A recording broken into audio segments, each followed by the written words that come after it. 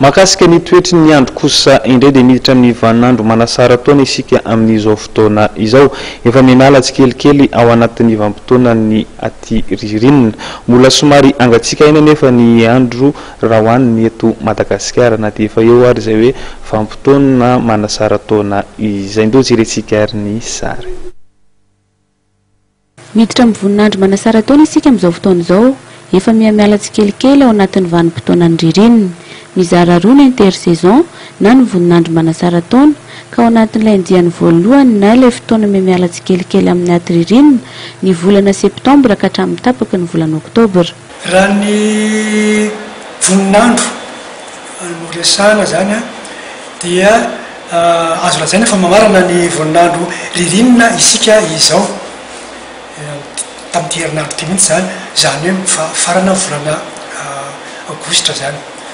Ny ririnina aty ririnina nefa ny tena resahana amin'izay manomboka masira zany hoe rahampito zany amin'ny herinandro ity zany hoe mois de septembre voalohan'ny volana septembre zany dia efa miditra ny antsoina hoe voninandro manasara taona tsika ny any intersaison.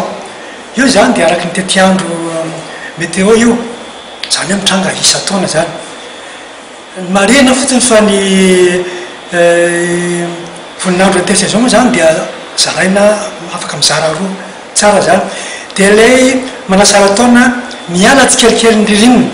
Mbola somary angatsika nefa ny andro ao anatin'ny 3 andro raha ny eto afovoantany raha ny nambaran'ny mpamantatra ny toetrandro satria dia 12 degré celsius ny maripana ambony indrindra raha 12 degré celsius ny maripana ambany indrindra.